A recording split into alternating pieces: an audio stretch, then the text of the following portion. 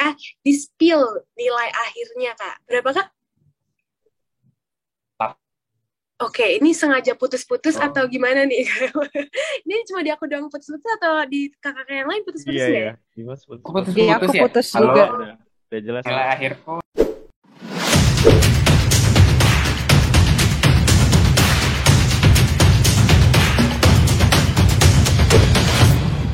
Halo teman-teman semua, balik lagi ke acara Pentalks in collaboration with Dananjaya. Seperti yang udah dikasih tahu nih di episode-episode sebelumnya, Pentalks adalah acara yang diselenggarakan oleh STA 19 berbentuk podcast dan akan membahas hal-hal seputar kementerian, lembaga, atau pemerintah daerah yang akan menjadi tempat-tempat pengabdian selanjutnya bagi lulusan PKN STAN. Bersama aku Elva Fedora yang akan nemenin teman-teman di episode kali ini. Sebagai perkenalan, aku kemarin adalah mahasiswi program studi Diploma 3 KBN tahun 2019. Jadi yang kemarin banget nih wisuda. Dan akan ngikutin di tahun ini juga. Oke. Nah, teman-teman, di episode kali ini kita akan membahas seluk-beluk penempatan lulusan PKN di Kementerian Perdagangan. Dan sekarang aku akan ditemani oleh narasumber dan gak cuma satu doang, tapi akan ada 3 orang dari Kementerian Perdagangan. Telah hadir bersama kita secara daring ada Kak Dimas, Kak Farhan, dan Kak Nabila. Selamat sore Kakak. Selamat sore, Elma. Selamat sore. Oke, selamat sore Kakak. Senang banget nih bisa bertemu dan nge-zoom bareng Kakak. Karena nanti di sini kita akan bakal nerima informasi dan juga tips and trick dari kakak sekalian. Nah, sebelumnya aku pengen mungkin chat dulu nih sama kakak. Kan sekarang lagi weekend nih. Nah, kakak nih lagi posisinya di mana sih sebenarnya kalau sekarang? Mungkin aku mulai dari Kak Dimas dulu. Kebetulan aku weekendnya di kos aja sih. Oke, di kos aja nih Kak. Khusus untuk Pentalks atau gimana nih Kak? Karena ada kerjaan juga sih sebenarnya. Jadi nggak bisa keluar. Selesaiin, iya. Semangat kerjaannya Kak. Siap.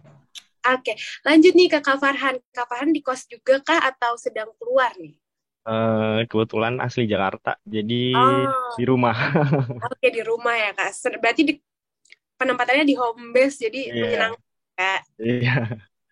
Oke, next lanjut nih ke Kak Nabila, kakak yang cantik sore ini. Gimana nih kakak, sedang ada di mana nih Kak? Aku juga lagi di rumah aja, soalnya kayaknya mau hujan deh, jadinya di rumah aja. Iya, iya, di aku posisi juga di Bintaro nih Kak, sedang mendung-mendung mau hujan gitu. Berarti sama nih Kak. Berarti kakak Nabila nih dari Jakarta juga? Aku dari Bintaro juga. Oh, dari Bintaro. Dan sekarang posisinya di... Bintaro. Oh, Bintaro. Berarti kita sama nih Iya. Kak, satu tempat. Aku pikir kakak di Jakarta sekarang posisinya. Di Bintaro. Oke nih Kak, aku mau nanya-nanya nih lebih lanjut nih. Kakak kan sekarang ada di Kementerian Perdagangan. Namun perkenalannya mungkin aku pengen tahu nama lengkap kakak, kemudian asal daerah, dan program studinya kemarin. Ada 3 nih Kak, nama, asal daerah, dan program studinya. Kalau gitu aku mulai lagi dari Kak Nabila.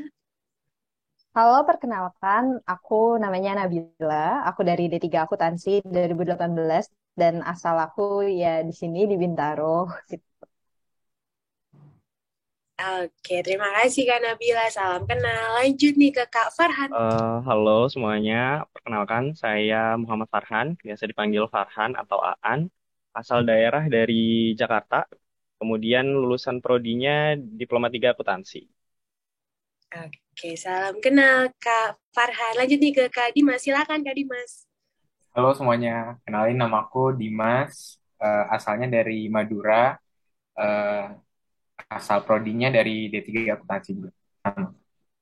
Oke, berarti kakak ini sama-sama akuntansi dan sama-sama di Kementerian Perdagangan ya sekarang posisinya. Nah, mau nanya nih Kak langsung to the point, ke instansi di mana kakak ditempatkan saat ini. Gimana sih Kak instansi di mana kakak ditempatkan di situ dan ditempatkan di seksi apa? Boleh dari Kak Dimas dulu. Oke, jadi ini tentang instansinya ya. Jadi Betul. kalau secara umum sih Kementerian Perdagangan itu eh, ya namanya juga perdagangan ya, pasti bergerak di bidang perdagangan, cuma lebih ke regulasinya ya, regulasinya aja. Kalau misalkan kayak pelaksanaannya, kalau kita lihat kayak ekspor impor kita kan dibantu sama kementerian lain.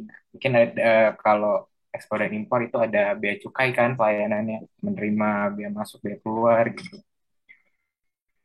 Eh, Kalau secara umum sih kayak gitu ya, kita mengatur neraca neraca komoditas, terus juga menjaga nilai PDB kan ya di situ kan kalau kalian belajar ekonomi kemarin tuh kan ada ekspor impor ya di situ ya, komponennya salah satu komponennya. Terus juga di sini kan ada 10 eselon satu, jadi kayak ada perdagangan dalam negeri, perdagangan luar negeri, ada eh, kerjasama perdagangan juga di PPI, terus ada juga pengembangan ekspor nasional, ada juga tentang Bapepti, kalau teman-teman kemarin ngikutin tentang kripto-kripto itu ada di Kementerian Perdagangan, terus juga ada yang lainnya.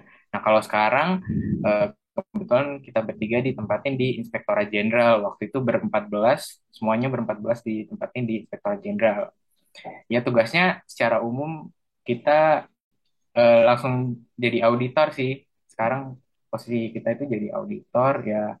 Tentunya auditor itu kayak mengawal berjalannya suatu instansi lah ya, gitu sih. Kalau dari aku kayak gitu. Mungkin teman-teman yang lain bisa nambahin deh. Oke, mungkin Kak Nabila nih bisa nambahin tentang instansi Kementerian Perdagangan. Atau seksinya juga boleh Kak, di inspektorat berarti ya. Silakan Kak. Oke, kalau dari aku sendiri, kita ini kan sebenarnya berempat belas itu dibagi jadi 4 inspektorat ya. Ada inspektorat satu, inspektorat dua, inspektorat tiga, dan inspektorat 4.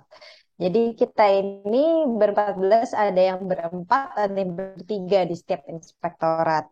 Aku sendiri ada di Inspektorat 2 yang di mana itu wilayah pengawasannya ada di PPI, ada di PEN, dan juga ada di BK Perdap. Jadi kalau PPI itu dia itu mengurusi tentang perundingan internasional, kalau PEN itu tentang pengembangan ekspornya, dan kalau di BK Perdap itu tentang kebijakan perdagangannya.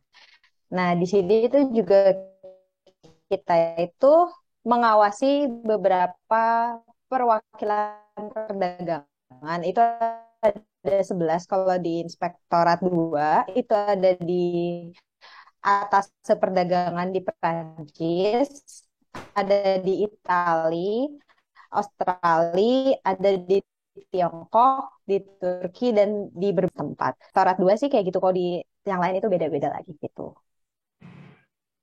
Oke, terima kasih Kak Nabila. Sekarang aku ke Kak Farhan nih. Kak Farhan, ada nggak yang mau ditambahin terkait dengan instansi Kementerian Perdagangan ini? Mungkin secara garis besar udah disampaikan ya sama Dimas sama Nabila juga tadi. Mungkin yang membedakan, mungkin banyak teman-teman yang nanya apa sih bedanya Inspektorat satu, 2, 3, dan 4 gitu. Nggak cuma di Kementerian Perdagangan, kementerian pun mungkin juga gitu ya. Jadi kalau misalnya di Kementerian Perdagangan, bedanya Inspektorat satu, 2, 3, dan 4 wilayah pengawasannya gitu. Jadi wilayah pengawasan yang ada di unit aku, unitnya Nabila sama Dimas itu beda. Kebetulan aku dari Inspektorat 4, wilayah pengawasannya untuk unit eselon satunya itu ada di Setjen dan Itjen. Kemudian untuk Dimas itu ada di Ditjen Daglu sama Ditjen Perdagangan Dalam Negeri.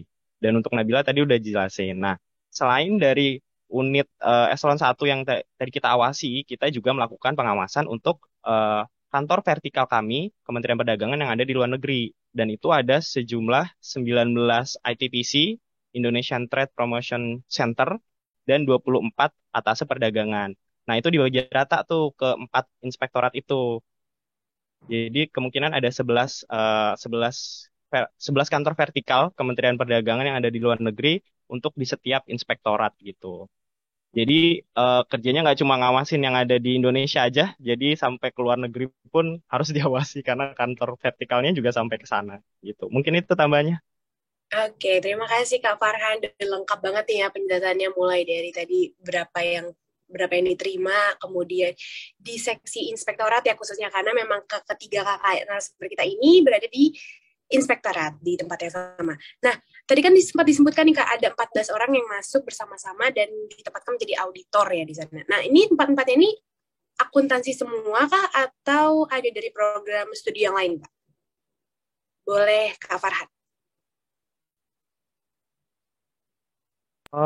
Kebetulan untuk angkatan kami itu semuanya 14 itu dari Diploma 3 Akuntansi dan 14-nya juga masuk ke Inspektorat Jenderal dan 14-14-nya juga itu jabatan fungsionalnya calon auditor terampil pelaksana gitu.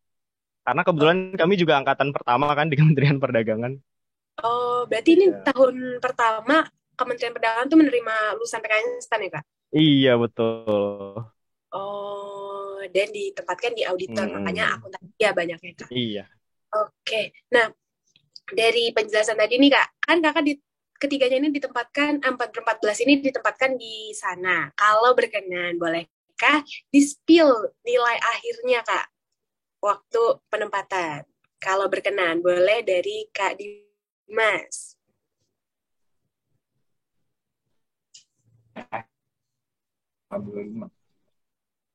Berapa Kak?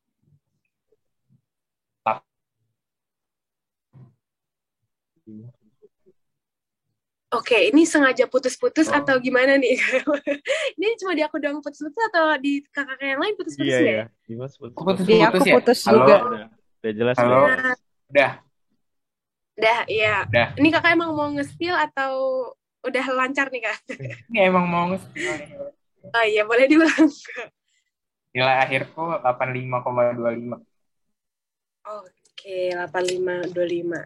Kalau Kak Farhan, Kalau aku 84,28. oke. Kalau Kak Aulia, Kak Dimas. Kak Dimas. Kak ini.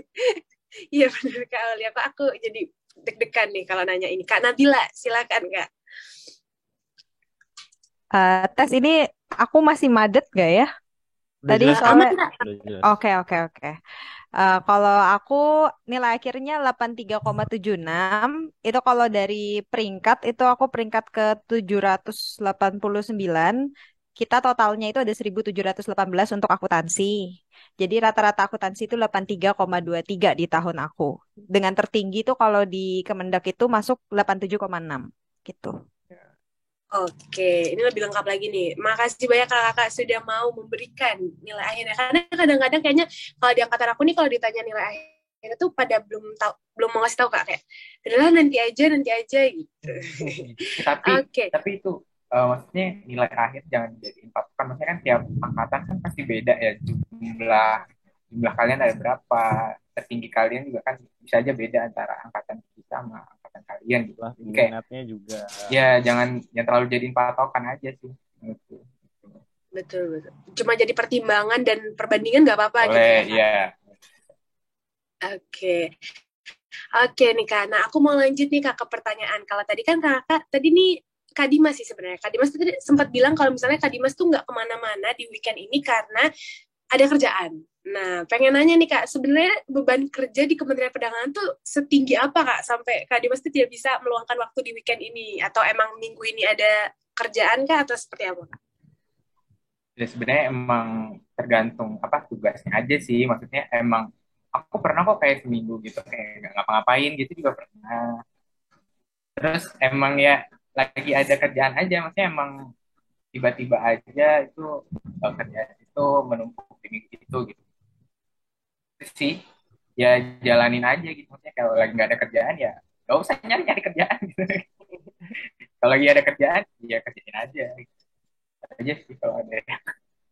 Oke, oke. Kalau Kak Nabila nih, soalnya tadi pas Kak Dimas ngomong tuh kayak ketawa-ketawa gitu. Kalau Kak Nabila setuju Kak sama Kak Farhan atau Kak Dimas atau gimana nih Kak?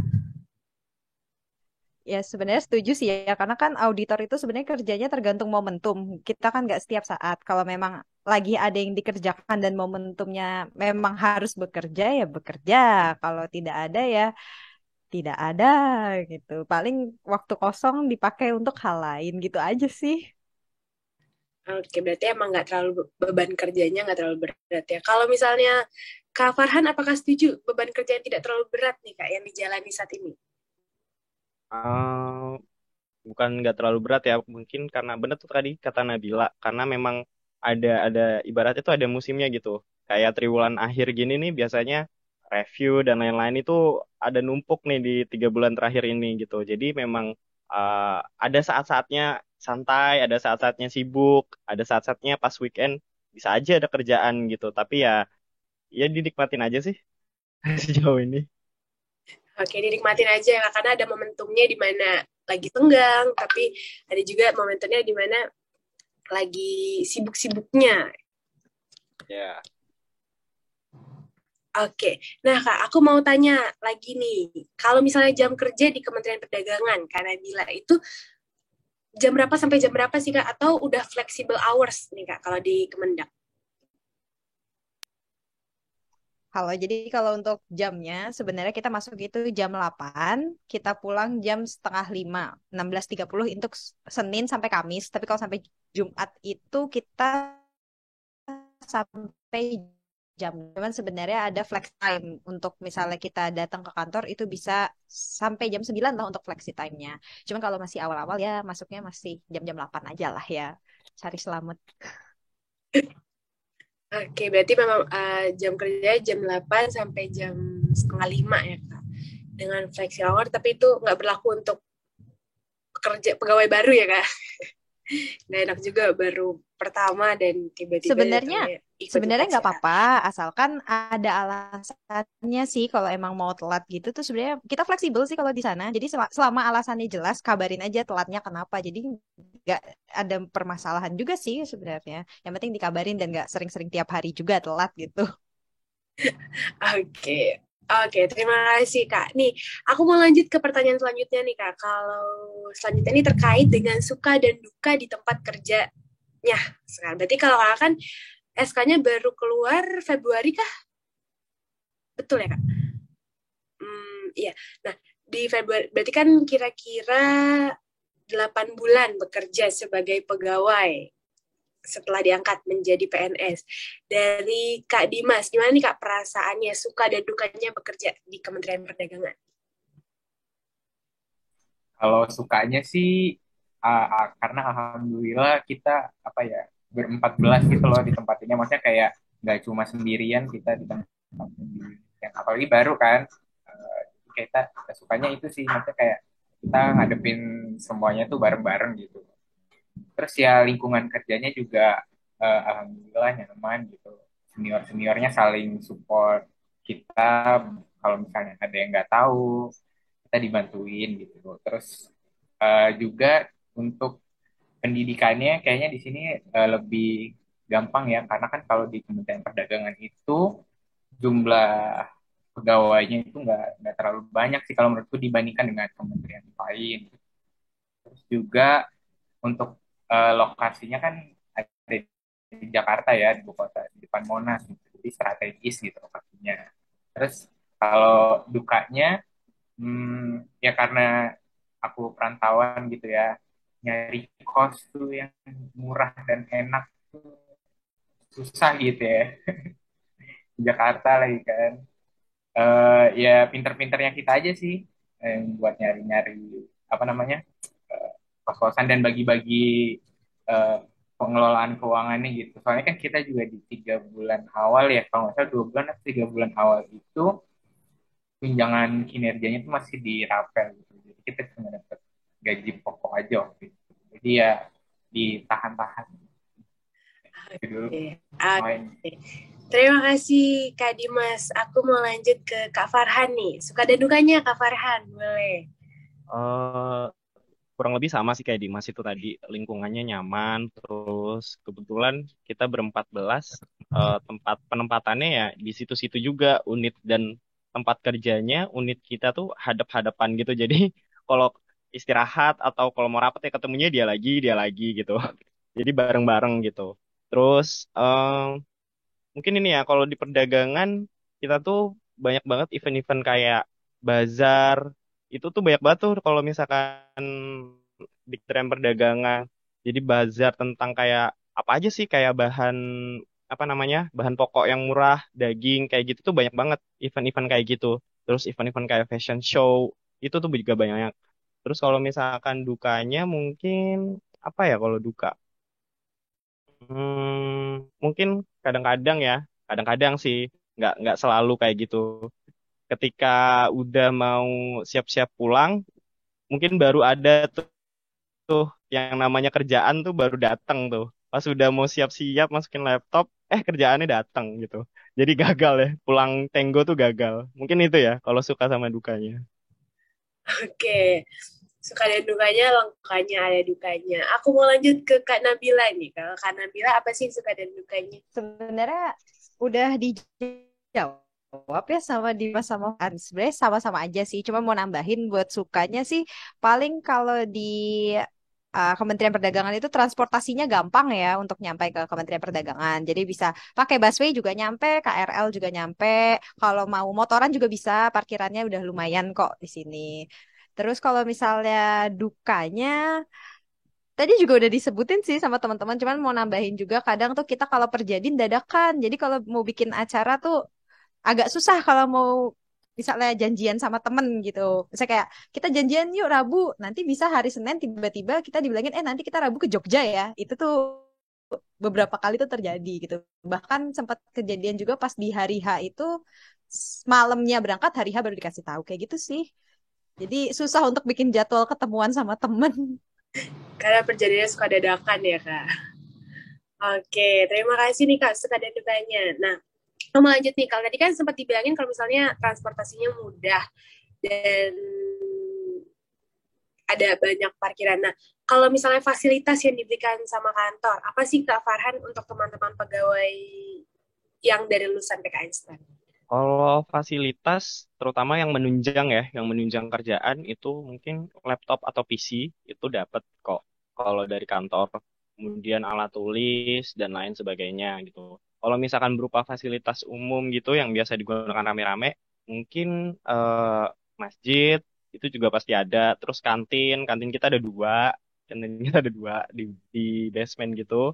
Minimarket juga ada, coffee shop juga ada di gedung utama, terus perpus juga ada di gedung utama.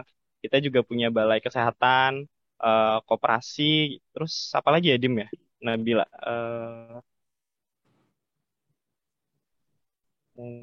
iya. Mobil jemputan tuh juga ada tuh. Mobil jemputan untuk yang daerah Tangerang atau Bekasi gitu. Tapi mereka ada iurannya sendiri gitu. Jadi bareng-bareng berangkatnya pagi, nyampe di kantor tuh sebelum jam 9. Terus ada banknya juga, Bank BRI, kantor cabangnya, terus ATM. Itu sih paling. Oke, lengkap ya Kak fasilitas umum dan juga fasilitas publik yang disediakan di Kementerian Perdagangan. Nah, kalau gitu kalau terkait dengan budaya dan lingkungan kerja nih di sana Kak, ada nggak sih Kak yang membekas gitu di hati Kakak? Mungkin 8 bulan ini ya baru tahu kayak oh ternyata tuh lingkungan kerja di sini tuh kayak gini atau kayak gimana gitu. Ada nggak Kak yang Kakak rasa atau Kakak temukan di sana budaya dan lingkungan kerjanya? Mungkin aku dari Kak Nabila. Oke, kalau budaya dan lingkungan kerja untuk eh, inspektorat aku sendiri ya disclaimer itu untuk tempatku sendiri. Aku sih sejauh ini nyaman sih. Maksudnya awalnya sih pasti ada takutnya lah ya namanya juga kita datang ke tempat orang dunia kerja gitu. Tapi ternyata tidak semenyeramkan itu. Banyak yang ngebantu dan terus nggak pelit ilmu sih menurut aku senior-seniornya. Jadi kita selalu kayak dibimbing, nggak pernah sendirian gitu jalannya. Kalau di lingkungan aku sih kayak gitu. Oke, dibimbing dan menyenangkan juga ya Kak di sana nggak awalnya takut tapi ternyata ngebantu semua di senior-senior yang ada di Betul banget. kantor. Kalau oke Kak, nih kalau Kak Farhan gimana Kak? Kalau di tempat aku di inspektorat tempat, lingkungannya tuh nyaman sih karena isinya tuh kebanyakan anak-anak muda, anak auditor-auditor yang masih muda itu ditempatkannya di inspektorat tempat kebanyakan. Jadi selain jadi auditor mereka tuh juga jadi pelawak mungkin ya. Jadi kalau kerja tuh nggak ya dibawa santai gitu, ketawa-ketawa bareng gitu. Jadi nggak ada pressure lah. Mereka juga mendukung, suportif, nggak ada yang namanya senioritas itu nggak ada sih. Karena seumuran dan anak muda Iya, jadi seru ya iya, Kak, ya kerasa. iya. Oke, nah kalau misalnya Kak Dimas, gimana nih Kak? Apakah sama kakak-kakak yang lain atau punya pandangan sendiri terkait dengan budaya lingkungan kerja? Kalau itu sih kurang lebih sama ya, cuma kalau aku di sektor satu itu eh, jarak usianya antara kita yang baru yang yang udah senior itu yang sih 8 tahun lah. Cuma kan ya masih beda ya angkanya masih agak jauh gitu. Cuma aku rasain selama 8 bulan ini tuh ternyata nggak, benar kata Nabila tadi, nggak semenyeramkan itu, karena kan kalau auditor itu kerjanya kita secara tim ya, jadi gimana ya, hmm, layer batasan antara anggota, ketua, dan itu tuh hampir kayak nggak ada sih sebenarnya kalau menurut aku, karena kita kan kalau ngerjain apa itu diskusi bareng, terus ngumpul bareng gitu kan, jadi kayak kerjanya ya bareng-bareng gitu loh, bukan yang dibagi. Kalau yang di bawah lebih berat kerjaannya ini lebih bareng-bareng gitu kerjanya. Ya, kerjanya bareng-bareng, jadi nggak ada pressure walaupun kita masih baru, oh disuruh banyak tugas nih, enggak ya Kak? Oke, seru banget nih ternyata di Kementerian Perdagangan. Mau lanjut nih Kak, kalau misalnya terkait dengan kerja nyaman dan menyenangkan di sana, kalau misalnya terkait dengan jenjang karir Kak, gimana sih jenjang karirnya di Kementerian Perdagangan? Mungkin boleh aku ke Kak Dimas. Kalau untuk jenjang karirnya di sini tuh ya sangat mudah sekali ya. Kalau misalkan kemarin di apa yang KLPPS itu udah dijelasin kan, kalau misalkan kita mau pindah jabatan pun itu sebenarnya masih dimungkinkan gitu, misalkan kita nggak cocok atau gimana gitu kan ya. Untuk kalau jenjang karirnya sih sebenarnya kalau semua kementerian sebenarnya sama aja kan ya, diatur sama Kemenpan RB itu kan. Nah, cuma di sini itu ya enaknya itu tadi yang aku bilang itu, di sini tuh SDM-nya nggak terlalu banyak. Jadi untuk saingan atau yang anggapannya saingan atau yang buat kita naik itu ntar lebih gampang sih kalau menurut aku ya. Tapi kan belum ngalamin juga nih. Kalau dari kacamata aku sih mungkin kayak gitu. Terus kita juga bisa, kalau misalkan udah menjadi ahli muda itu, kita udah bisa ikut seleksi menjadi wakil ITPC atau wakil perwadak. Jadi bisa juga langsung keluar negeri gitu kan, menjabat sebagai wakil di luar negeri. Itu sih menurut aku. Itu ya kalau misalnya yang wakil ITPC itu bisa siapa aja tapi minimal tahun kerja doang ya? Ya minimal harus ahli muda. Kalau di itu kan ada yang terampil, ada yang ahli kan ya. Kalau di jabatan yang fungsional itu, jadi minimal harus ahli muda dulu. Oke, berarti jenjang karirnya juga yang penting di sana mau untuk belajar dan semangat kerja pasti akan terus naik ya jenjang karirnya. Nah, tadi berrelasi nih Kak sama jenjang karir, berarti kan untuk menunjang karir itu ada juga untuk pendidikan. Nah, kalau sistem melanjutkan pendidikan di Kementerian Perdagangan itu untuk izin kuliah lagi, misalnya kesempatan lanjut pendidikan atau beasiswa itu apakah sama dengan kementerian-kementerian lain yang 2 tahun setelah PNS atau di sana kayak ada kebijakan lain? Karena kalau Pemda itu ada beberapa kebijakan lain ya kan, misalnya 1 tahun boleh, atau kalau memang dibutuhkan langsung juga boleh. Nah itu gimana Kak kebijakannya? Mungkin aku ke Kak Farhan. Kalau untuk pendidikan di sini itu karena kita baru D3 ya, diploma 3. Kalau misalkan kita mau lanjut ke S1, kalau misalkan izin belajar itu 2 tahun setelah CPNS atau 1 tahun setelah pengangkatan dari PNS. Itu kita udah bisa mengajukan izin belajar. Tapi kalau misalkan tugas belajar itu 2 tahun setelah PNS, jadi nambah setahun. Kemudian kalau misalkan peraturan-peraturan yang kayak melanjutkan pendidikan kayak gitu tuh biasanya ada kalau di Kementerian Pedagang tuh ada surat edarannya, surat edaran Sekretariat Jenderal nomor 101 tahun 2019.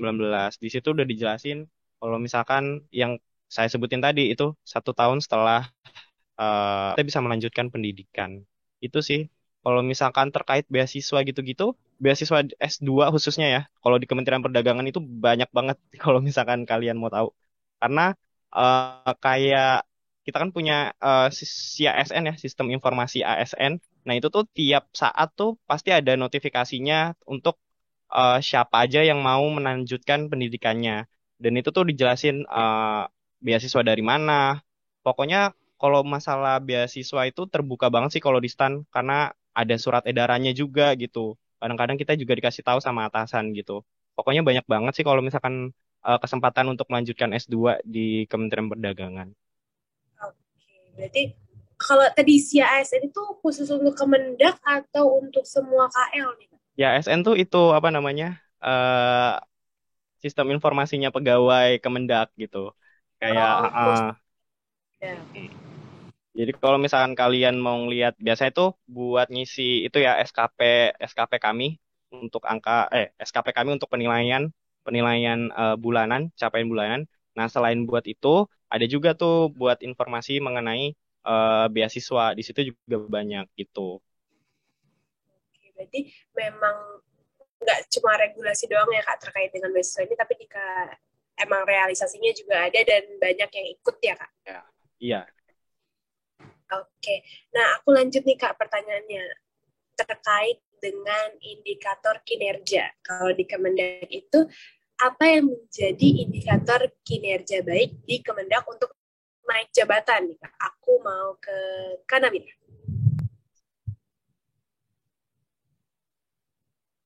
Kak belum di unmute.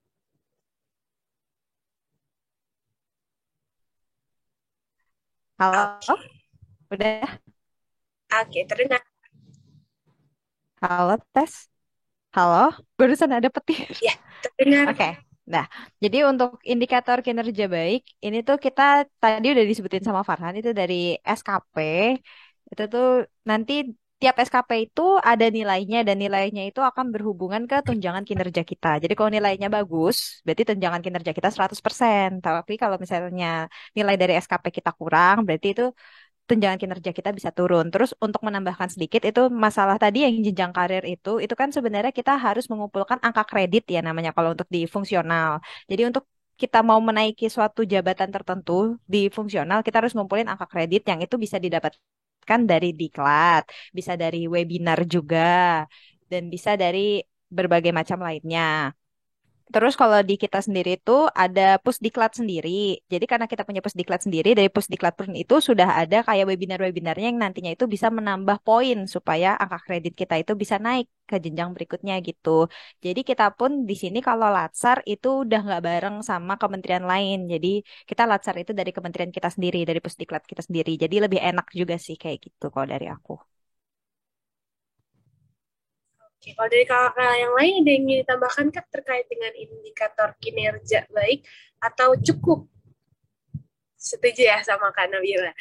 Oke, kalau gitu aku lanjut nih Kak, pertanyaan selanjutnya. Pengen nanya Kak terkait dengan culture shock. Nah, kalau culture shock mungkin lebih ke arah Kak Dimas ya, karena kan Kak Dimas di sini merantau. Kalau Kakak kan udah jadi orang Jakartanya ya, mungkin kalau misalnya sama Kak Nabila juga Jakarta sanaan dikit lah, pokoknya udah biasa di Jakarta. Nah, kalau misalnya Kak Dimas ini kan pendatang ya Kak, ada nggak sih Kak culture shock yang Kakak rasakan selama bekerja? Khususnya di Kemendak di daerah Jakarta ini, apa nggak sih? Ada nggak Kak? Kalau culture shock apa ya? Kalau dulu kan yang cuma kan nggak nggak kerja gitu kan, beda kan antara kuliah dengan kerja kan. Mungkin kalau di Jakarta apa ya, macetnya kali ya. Macetnya tuh bisa sampai yang kalau misalkan yang harusnya dari titik A ke B itu cuma 15 menit ini hilang sejam nih gitu, ya kan. Terus habis itu ini kalau yang di Jakarta ya, kalau kerjaan sih apa ya, ekspektasiku di kerjaan sih nggak terlalu apa ya, terlalu muluk-muluk, maksudnya kayak mengharapkan di kerjaan itu enak atau gimana. Jadi waktu masuk tuh ya ya udah sih dihadapin aja sih. Ya, kalau tercop yang sampai kaget banget tuh enggak ya, karena kan kalau budaya PNS tuh kan udah tersebar di mana-mana gitu kan, maksudnya beritanya tuh udah gimana. Jadi kayak mas, oh kayak gini, udah gitu aja sih. Cuma yang penting ngerasain langsung ya Kak, nggak kaget karena udah pernah sering denger Iya, dari iya, teman. lebih dibiasain aja sih. Oke, oke, berarti culture shock-nya nggak terlalu beda lah ya Kak sama di mana Kakak berasal ya. Iya sih. Iya, nggak tahu beda. Oke, nah kalau misalnya Kak Farhan atau Kak Nabila, walaupun bukan pendatang. Ada nggak sih Kak culture shocknya? Khususnya kan kalau ini kan bekerja ya Kak. Ada nggak Kak yang Kakak rasakan berbeda atau mungkin wah ini baru nih baru aku temuin di sini. Ada nggak? Kalau culture shock gitu mungkin itu sih terkait apa namanya? Karena kan kita dari kuliah terus libur beberapa bulan tuh nggak ngapa-ngapain kan kita di rumah nunggu pengumuman penempatan. Terus waktu itu tiba-tiba hari pertama itu udah, oh kalau kami tuh hari pertama itu ada cuma perkenalan aja sih sama pimpinan. Terus abis itu ada agak sedikit eh, beberapa hari ada orientasi gitu ya. Setelah itu baru masuk kerja kan. Nah hari pertama itu eh, mungkin culture shocknya ngelihat budaya kerjanya ya karena kan yang tadinya biasanya nggak ngapa-ngapain gitu udah beberapa bulan di rumah terus tiba-tiba kerja gitu dan dan agak bingung ya sebenarnya ini gimana ya ya tapi akhirnya ya konsultasi lagi sih sama senior minta bantuannya gimana akhirnya ya terselesaikan sih mungkin itu aja sih kalau culture shock ya yang nggak ada yang gimana-gimana. Karena kelamaan liburnya Iya malah betul. ya. Kalau Nah, nggak ngapa-ngapain.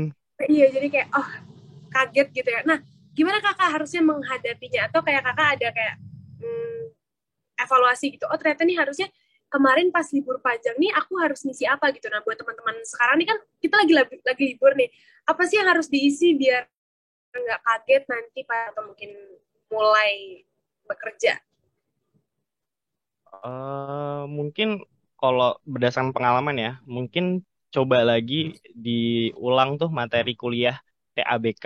TABK itu menurut saya itu penting banget tuh buat buat nanti dikerja gitu. Selain TABK, selainnya itu sihnya yang ngikutin itunya sih jabatan eh, calon jabatan fungsionalnya apa. Karena kan terkait apa ya, kalau misalkan kami karena masuknya di jabatan auditor ya mau nggak mau memang harus buka lagi tuh materi-materi yang di waktu kuliah kan AKSK, praktek auditing dan akuntansi keuangan tuh mau nggak mau harus dibuka lagi tuh sama akuntansi pemerintah gitu. Mungkin itu sih ya. Ya, kalau Kak Farhan tipsnya tuh jangan lupa belajar guys. Jangan kelamaan libur. Nah, BK tadi kata yang paling penting dan sesuai dengan jabatan kalau misalnya nanti ditempatkan. Nah, tadi nih Kak Nabila udah unmute tadi nih. Ada nggak yang mau disampaikan? Atau tips and trick? Atau mungkin tadi kakak mau menjawab terkait dengan culture shock?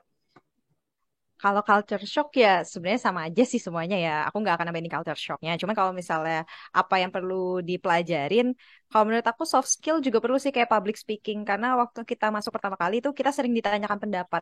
Jadi lebih bisa untuk mengutarakan pendapat juga sih. Jadi kayak public speakingnya dinaikin. Terus kayak ya belajar-belajar pembahasaan yang baik dalam membuat surat dan membuat laporan itu perlu juga karena kadang suka ada permintaan tiba-tiba sih kayak bikin surat, bikin laporan tapi kita kan masih nggak paham nih jadi bahasa Indonesianya dibagusin lagi lah gitu kalau menurut aku. Jadi tambahin lagi nih sama Kak Nabila guys terkait dengan soft skill untuk public speaking dan juga tata bahasa Indonesia. Karena di sana juga nanti kalau tadi kata Kak Nabila nih aku dapat terkait dengan bikin laporan yang masih awal-awal terus juga ditanyain pendapat yang harus disampaikan secara bahasa Indonesia yang baik dan benar. Oke, nah itu pertanyaan terkait dengan culture shock. Nah aku mau bertanya lagi nih Kak lanjut terkait dengan tadi kan sempat disebutkan kalau misalnya Kemendak ini punya instansi vertikal berarti ya Kak. Tapi itu tadi yang disebutkan itu di luar negeri. Nah, kalau di daerah itu ada nggak sih Kak di Kemendak? Ada juga ya. Nah, ini aku kayak ngomong sama live chat kakaknya pada mute. Oke, kalau gitu mungkin aku tanya ke ya Kak Farhan ya udah Amin. Nah, kalau nanti misalnya nih tahun ini kan akan diterima lulusan PKN itu kira-kira ditempatkan di pusat atau di instansi vertikal? Nah, kalau misalkan masalah ini itu kan kemarin kebetulan udah ke LPVS ya, Kementerian Perdagangan kan ya udah mulai paparan. Nah, kalau misalkan aku lihat dari paparannya, itu kan nanti penempatannya mungkin akan diletakkan di Biro Perencanaan, Biro Organisasi dan SDM, kemudian Biro Keuangan, PPJP, Pusbin JF, dan Inspektor Jenderal. Nah, kalau misalnya dilihat dari sini, berdasarkan ini ya, kalau Biro Perencanaan, Biro Organisasi SDM, kemudian Biro Keuangan, itu ada di pusat, karena dia ada di bawah Sekretariat Jenderal gitu. Ada di gedung utama kalau misalkan di Kementerian Perdagangan ya, di gedung paling depan. Kemudian kalau PPEJP itu kebetulan adanya di Grogol. Kalau misalkan kalian mau tahu, PPJP itu ada di Grogol. PPJP itu singkatan dari eh, apa namanya? Lupa deh. Pusat Pelatihan SDM Ekspor dan Jasa Perdagangan. Itu adanya di Grogol. Kemudian kalau Pusbin JF itu Pusat Pembinaan Jabatan Fungsional Perdagangan. Itu adanya di daerah Bandung, di Kabupaten Bandung Barat, Kecamatan Parongpong kalau nggak salah itu namanya. Nah, PPJP sama Pusbin JF itu adalah unit dengan nomenklatur yang baru, dengan nama-nama unit yang baru di tahun ini, karena sebelumnya bukan seperti itu namanya, tapi hanya berubah nama dan tugas dan fungsinya juga beberapa ada yang berubah gitu. Jadi kalau misalkan, kalau Inspektorat Jenderal itu juga di pusat, di gedung 1, gedung tengah. Jadi kalau misalkan ditanya apakah tahun ini akan ada di daerah, ya kalau misalkan dilihat dari paparannya ya ada yang di daerah, di Bandung itu tadi satu. Dan satunya lagi di pusat. Di pusatnya ada yang di Gambir, ada yang di Grogol. Gitu. Oke, berarti berdasarkan paparannya kemarin ya dari Iya. KLP juga udah disebutkan ya Kak, dan itu menjadikan teman-teman ada yang di pusat nih kayak kakak yang 14 kemarin, tapi ada juga yang ternyata di Parongpong ya Kak, di Iya. Bandung dan di Iya. Grogol sebagai instansi vertikal. Oke. Nah, aku bertanya, mungkin ini pertanyaan soal THP dan komponen penghasilan. Nah, apa aja komponen penghasilannya? Dan kalau berkenan meng-spill THP, kakak sekarang itu berapa? Dan atau setelah menjadi PNS, buat jadi gambaran teman-teman. Kan kalau misalnya THP berarti beda-beda ya Kak? Untuk setiap orang tergantung kinerja. Nah, kalau misalnya mungkin aku dari kakak yang berkenan dulu kali ya, takutnya nanti aku sebut namanya terus sekarang nggak berkenan nih buat nge-spill. Kalau nggak ada yang admit, aku mungkin mulai dari Kak Dimas dulu. Kalau komponennya sih secara umum itu ada gaji pokok, terus ada tunjangan kinerja atau token itu ya, terus ada uang makan. Itu sih tiga itu komponen yang kita terima setiap bulannya. Untuk nominalnya kalau gaji pokok kan semua PNS sama tuh, kalau golongan 2C itu sekitar 1,8 sekian gitu kan ya. Kalau tukinnya itu kalau tukinnya itu kita masuk di kalau auditor itu di kelas jabatan 6 gitu ya. Kalau kalian lihat nanti buka aja Perpres 122 2080 di situ udah ada jelas gitu tukin dari kelas jabatan untuk di Kementerian Perdagangan. Kan kalau tiap kementerian tuh kayaknya udah ada itunya di Perpresnya masing-masing kan. Tapi kalau di Kemendak itu nggak ada lampiran lagi gitu. Itu doang. Oke, berarti itu ya 3 komponen yang tadi disebutkan, gaji pokok, tukin, dan uang makan. Nah, kalau misalnya nominalnya, teman-teman diarahkan untuk ngecek perpresnya ya, teman-teman ngecek perpresnya untuk tahu nominalnya. Kalau misalnya gaji pokok kan sesuai dengan golongan nanti kita lulus. Kalau Kak Nabila atau Kak Farhan, adakah yang ingin ditambahkan terkait dengan komponen penghasilan ini, Kak? Halo, ini aku masuk nggak ya suaranya? Takutnya madet Masuk. karena lagi hujan. Aman, Oke. Kak, masuk. Jadi ini sebenarnya bukannya kita nggak mau jawab, cuma masalahnya itu kalau nggak salah kalian ini yang nanti masuk ke Kemendak itu adanya di golongan 7. Jadinya kita kan golongan 6 nih, jadinya jelas gaji kita akan beda gitu. Jadi lebih baik untuk ngecek di perpresnya tadi. Dari yang aku tangkap dari KLPV sih kalau nggak salah kalian semua tuh beberapa golongan 7 ya. Jadinya takutnya nggak match gitu info dari kita gitu. Perpres 122 tahun 2018 aja gitu. Itu sih dari aku. Oke, kenapa kita berbeda golongan 6 dan 7 itu golongan apa ya? Sorry, mungkin sedikit benerin, bukan golongan tapi kelas.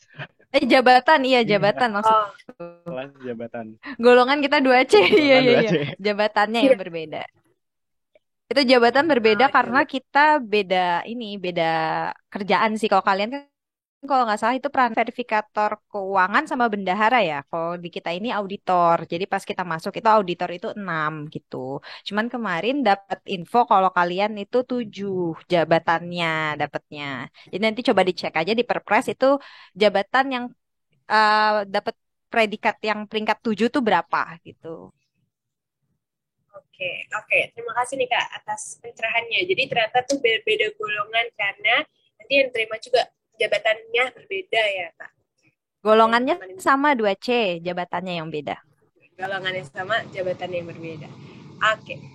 Oke, kita teman-teman terkait dengan komponen penghasilan dan juga THP yang diterima oleh kakak di Kementerian Perdagangan. Nah, aku mau lanjut nih Kak pertanyaannya terkait. Nah, kalau ini mungkin lebih ke arah bukan Kemendak tapi terkait dengan penempatan nih Kak. Karena kan teman-teman sekarang lagi fokus-fokusnya untuk mencari informasi dan juga tips and trick nih waktu penempatan. Mungkin kita akan berbeda, tapi setidaknya belajarlah untuk membandingkan dari KKK yang tahun lalu itu kayak gimana. Nah, berdasarkan itu kita di sini kan ada 4 poin ya Kak. Itu home base, THP, track record alumni, dan IPK dan SKD nih kalau aku dikasih.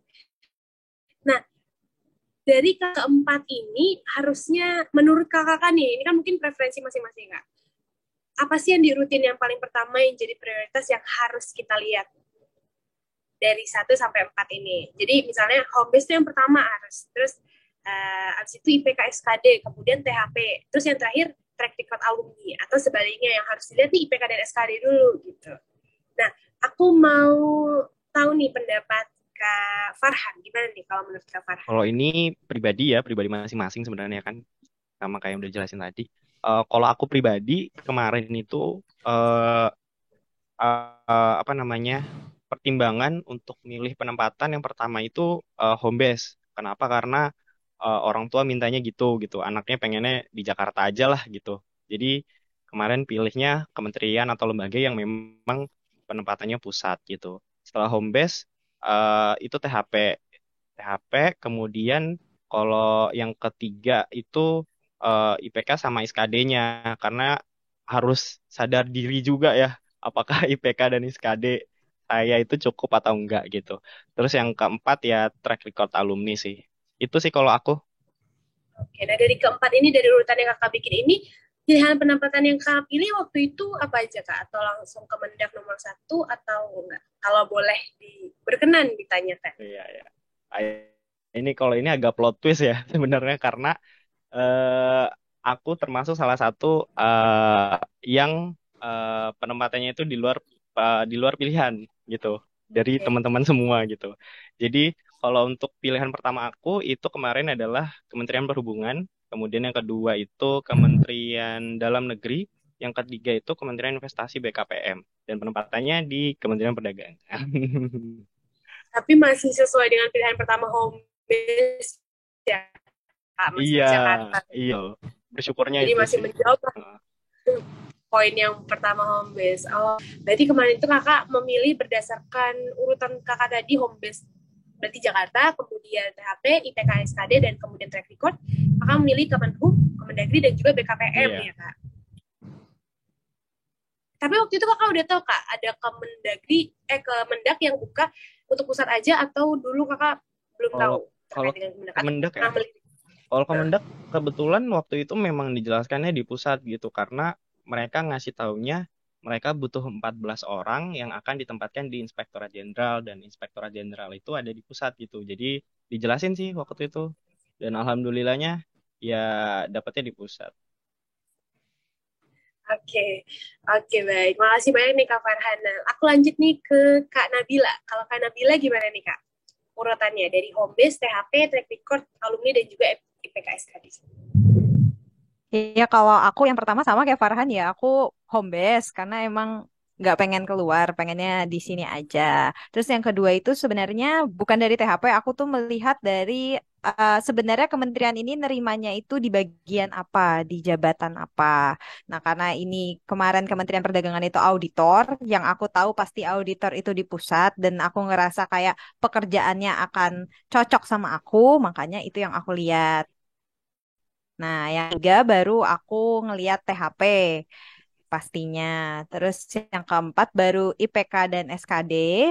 Lalu terus yang jadi pertimbangan juga kayak pendidikan, banyak nggak beasiswa di sana. Baru yang terakhir track record alumni, karena sebenarnya nggak terlalu ini juga sih kemarin. Soalnya pas di zaman kita kan banyak instansi-instansi yang baru, jadinya track recordnya juga kita nyari record di mana juga agak susah, karena kan banyak yang baru juga. Jadi nggak terlalu ini sih, nggak terlalu jadi pertimbangan untuk track record gitu. Oke. Oh, berarti kalau kakak ini ada komponen lain, poin lain ya, yaitu pendidikan dan juga iya pendidikan ya tadi kak, pengembangan ini pendidikan. Nah, berdasarkan poin yang tadi kakak nih, pilihan kakak kemarin di penempatan apa kak kalau boleh Aku tahu? yang pertama emang milih di Kementerian Perdagangan. Lalu yang kedua itu aku di Mahkamah Agung, dan yang terakhir itu aku di Kementerian Pemuda dan Olahraga. Oke, berarti kakak kemarin emang memilih Kemendak di pilihan pertama, lanjutkan dengan apa tadi kak yang kedua? Yang kedua Mahkamah Agung. Oh, Mahkamah Agung, dan yang ketiga Kemenpora ya. Ya.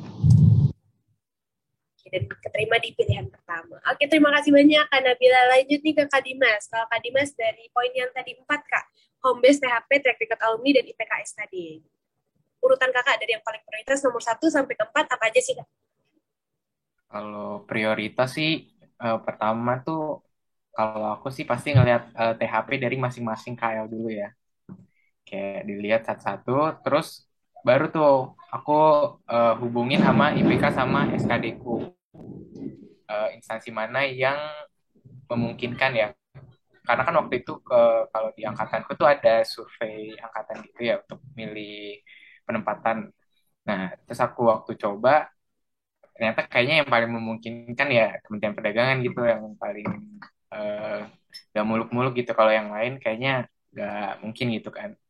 Terus yang ketiga itu kalau home base sih nggak begitu aku itu sih pikirin karena emang pengennya sih yang di pusat gitu karena kan biar bisa ya keluar aja gitu nggak pengen di rumah kalau aku sih gitu. Terus yang terakhir itu kalau track record alumni nggak ya kayak yang Nabila tadi jelasin tuh nggak relate gitu sama kita soalnya kita angkatan pertama gitu di sini. Gitu sih. Oke, berarti kalau kakak emang ya karena home base-nya di situ pengennya jauh dari home base ya Oh, kak, iya, dan betul. pengen di pusat. Ya, betul. Oh, berarti emang sama nih pilihannya. Nah, dengan pilihan 4 poin yang tadi diurutkan oleh Kak Farhan, apa aja pilihan kakak dulu?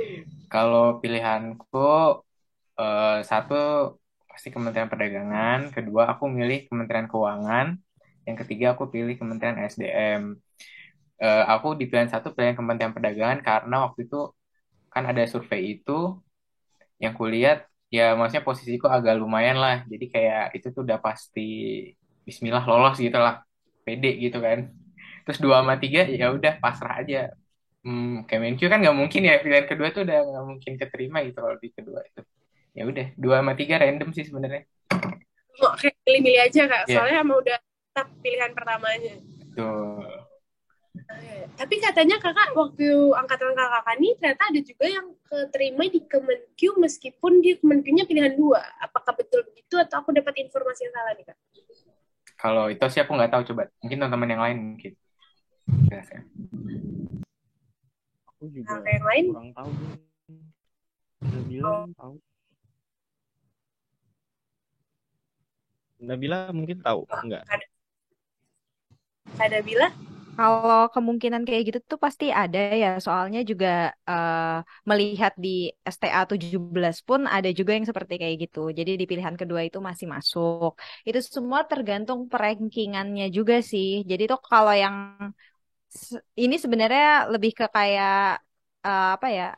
Observasi sendiri dan observasi teman-teman yang sudah melewati juga. Jadi tuh eh, di mana kita menaruh tempatnya itu sangat penting gitu. Misalnya kayak satu instansi itu membutuhkan kan 100 orang misalnya.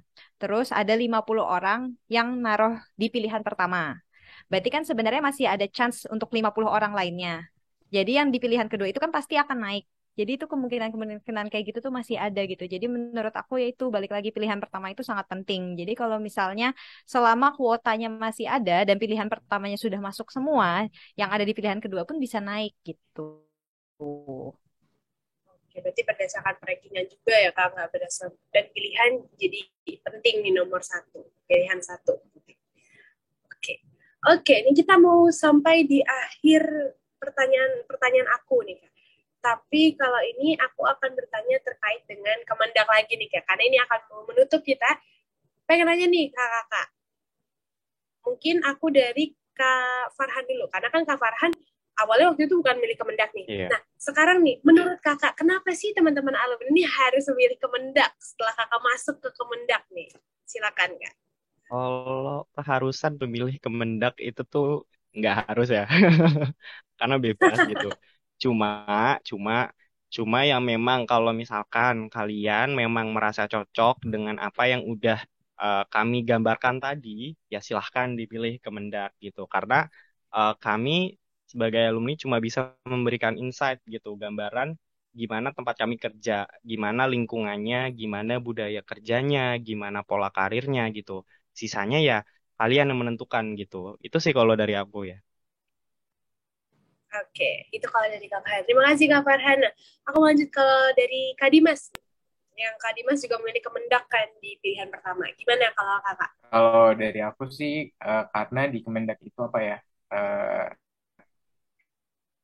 naik jabatannya itu kayak menurutku, kalau menurutku sih itu kayak masih terbuka lebar gitu ya, asalkan kita rajin dan mau belajar aja. Terus habis itu sih aku awal tertarik masuk Kemendak ya karena di Kemendak itu ada perwakilan di luar negeri, jadi kita juga bisa berkesempatan buat bekerja di sana. Apalagi kalau di auditor juga bisa mengawasi sana. Tapi juga FYI itu buat yang biro keuangan itu juga ada beberapa yang penempatannya itu di luar negeri gitu. Jadi tapi nggak tahu ya kalau misalkan D3 mungkin belum ya. Nanti kalau udah beberapa itu emang di beberapa atasnya atau ITPC itu memang butuh pengelola keuangan juga sih kalau dari yang udah aku lihat gitu ya. Terus juga karena unitnya cuma ada di Jakarta ya kebanyakan ya, unitnya di pusat semua, jadi untuk pindah-pindah ya mungkin pahit-pahitnya ya IKN itu ya. Tapi ya kita nggak tahu juga lah itu kapan bakal terrealisasi, tapi seenggaknya kan itu di pusat ya. Terus habis itu apa lagi ya? Ya buat adik-adik karena udah di sini udah ada ber-14 tuh, jadi kayak bisa lantar kalau misalkan masuk sini terspill-spill hal-hal gitu lah. Udah sih itu dari aku. Oke, terima kasih Kak Dimas. Kalau Kak Dimas tadi terkait dengan kesempatan naik jabatan yang terbuka karena memang SDM-nya sedikit, jadi bersaingnya lebih sedikit ya. Kemudian juga kesempatan untuk bekerja di luar negeri sebagai wakil ITPC tadi ya, ITPC. Kemudian tadi juga disebutkan kalau teman-teman juga punya kakak-kakak tingkat di sana, jadi nggak perlu ragu dan takut karena akan diayomi ya Kak. Oke, oke, terima kasih Kak Dimas. Aku mau lanjut nih ke Kak Nabila. Boleh Kak Nabila? Kak Nabila juga kemarin memilih Kemendak di pilihan pertama. Nah, kalau gitu menurut Kakak kenapa sih harus memilih Kemendak di pilihan pertama atau bisa menjadi pilihan penempatan buat teman-teman lulusan PKN tahun ini? Kalau dibilang harus sama kayak Farhan ya sebenarnya nggak harus juga. Cuman coba dipikirin juga kayak kita kan kerja akan 10 tahun nih, kecuali mau resign ya. Tapi moga-moga kayaknya nggak resign ya. Jadi dipikirin juga secara visi misi dari kementeriannya ini cocok nggak sama kalian. Kalau memang dirasa cocok, ya silahkan. Kayak kan nggak semua kementerian bisa keluar negeri nih. Misalnya kalian kayak mikir, ih pengen lah keluar negeri, bisa keluar negeri bukan dari kantong sendiri. Misalnya dari kerja di luar negeri itu gimana sih? Kalau memang kalian mengejar itu, ya di sini ada kesempatannya untuk hal itu gitu. Dan juga di sini kan bukan gampang sih, maksudnya masih memungkinkan untuk perpindahan antara suatu jabatan ke jabatan lain. Mungkin jadi misalnya kalian sebenarnya itu tertarik dengan dunia perdagangan, itu ya bisa juga untuk pindah Misalnya kayak nanti tinggal pendidikannya atau diklatnya aja sih kayak gitu. Kalau menurut aku ya selalu kalian merasa cocok ya pilih Kemendak gitu sih. Oke, oke. Tadi ditambahkan nih sama Kak Nabila terkait dengan pindah jabatan memungkinkan ya kalau misalnya ngambil diklatnya dan juga ngambil pendidikannya yang sejurusan misalnya sama perdagangan. Oke, teman-teman. Ya mungkin menurut aku sih kalau misalnya memang aku mendengarkan tadi kakak yang mendorong juga kakak, jawaban kakak nih mendorong untuk memilih Kemendak walaupun nggak harus seperti yang tadi Kak Farhan dan Kak Nabila bilang. Oke, oke. Terima kasih kakak sudah memberikan insight dan informasinya. Nah, aku mau nanya nih, tapi sebelumnya, kalau ini pertanyaannya agak personal, boleh dijawab, boleh enggak. Kakak sekarang di sini masih single atau on the way menikah atau seperti apa, Kak? Karena mau bertanya terkait dengan kebijakan pernikahan di Kemendak tuh. Mungkin aku mulai dari Kak Nabila dulu. Wah, ya nggak ada, belum, Oke, belum. belum, Tapi belum, belum. Bohong, bohong. Eh, enggak belum ada. belum Tapi jadi tadi mau ya, nanya Kak. soal kebijakan pernikahan ya. Iya, Ya, ya gitu deh. Gitu gitu. Tadi gimana kebijakan pernikahan di Kemendak? iya, Oh, betul. kebijakan pernikahan di Kemendak itu gak masalah asalkan gak ada bentrokan kepentingan. Misalnya contohnya ya kayak gini aku contohin. Aku sebagai auditor, aku di sini mengawasi bukan, Badan Kebijakan Perdagangan. Aku tidak boleh ada hubungan dengan orang yang ada di Badan Kebijakan Perdagangan maupun itu saudara ataupun pernikahan. Jadi nanti wilayah pengawasanku akan diganti kalau misalnya aku tiba-tiba nikah nih sama orang BK Perdak gitu. Jadi kayak gitu aja sih. Selama misalnya nggak ada hubungannya ya fine-fine aja. Mau nikah menikah aja, nggak apa-apa. Oke, oke. Kalau kakak yang lain ada yang menambahkan, kalau gitu aku lanjut nanya deh tadi. Kalau kakak apakah sudah memiliki hubungan pernikahan atau belum? Atau mungkin menuju? Aku ke Kak Farhan. Belum sih kalau sampai sekarang. Kita berempat belas belum ada kok yang Oh, menikah. Cuma mungkin beberapa ada yang udah punya pasangan, pacar gitu, mungkin ada. Cuma kalau menikah belum ya, kita berempat belas. Itu sih. oke, masih Sama fokus kali ya nambahin Kak. aja, ya, nambahin aja tuh yang dari Nabila tadi benar. Kalau kebijakan pernikahan di Kementerian Perdagangan ya selama nggak ada benturan kepentingan ya nggak apa-apa nikah karena banyak banget senior kami yang eh, suami atau istrinya ya orang-orang Kementerian Perdagangan juga gitu. Jadi nggak ada masalah kok kalau tentang kebijakan pernikahan kebijakan kebijakan pernikahan di Kementerian Perdagangan gitu. Oke, kalau dari Kak Dimas ada yang ingin ditambahkan? Jadi kayak take me out ya. Kita alhamdulillah berempat belas belum ada yang punya suami istri gitu. Maksudnya kayak yang nikah. Kalau pacar sih ada berapa. Tapi kalau di kita bertiga sih belum sih. Belum punya. Gitu ya.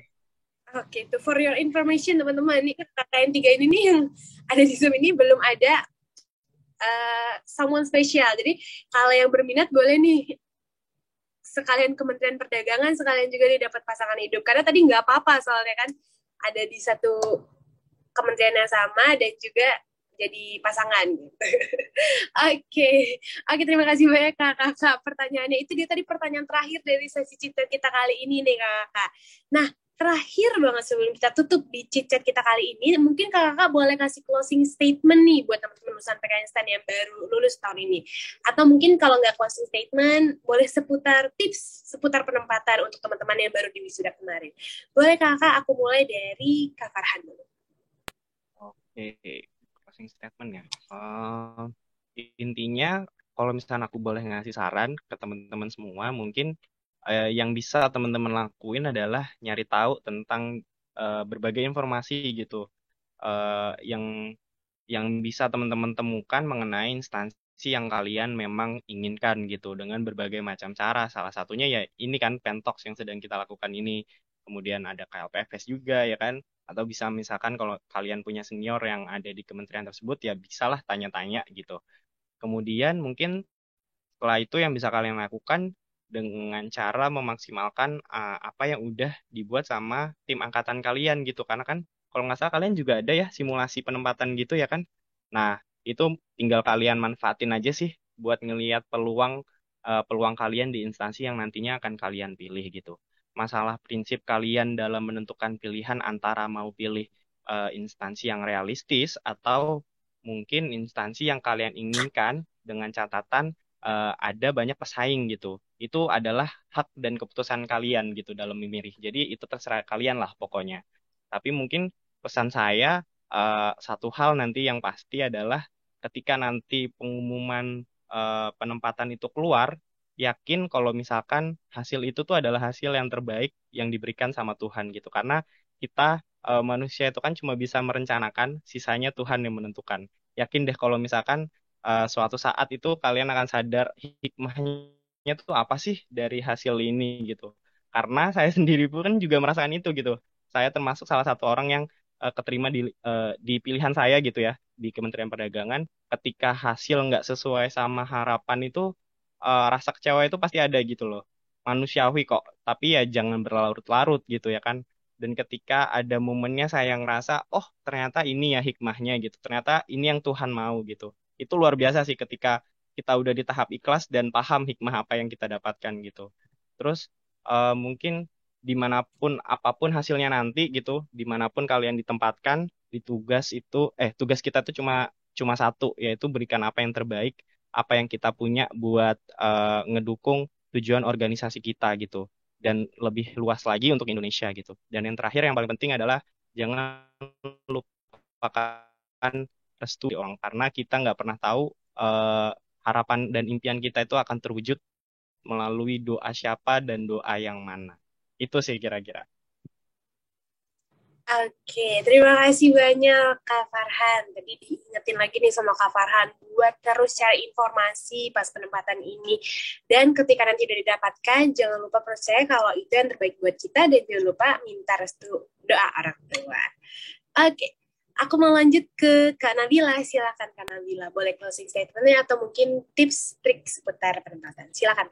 Kalau tips and trick ya lebih ke kayak pilihlah 3 tempat yang menurut kalian tidak kalian sesali lah. Dan kalian udah tahu gambarannya ke depan itu akan sebagai gimana gitu. Ke depannya kalian mau jadi apa di kementerian itu. Dan ke depannya kalian akan menjalannya sebagai apa. Jadi bener-bener 3-tiganya ini kalau bisa jangan cap cip cup banget lah. Bener-bener dipikirkan gitu. Sekiranya memang kurang informasi bisa dicari-cari di mungkin di websitenya yang kita penasaran nih.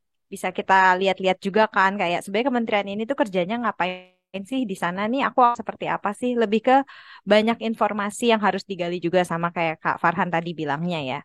Kalau misalnya pemilihan ya balik lagi cari yang benar-benar cocok, cari yang benar-benar sesuai. Perhatikan juga yang udah dibuat sama angkatan kalian, kayak survei dan segala macamnya.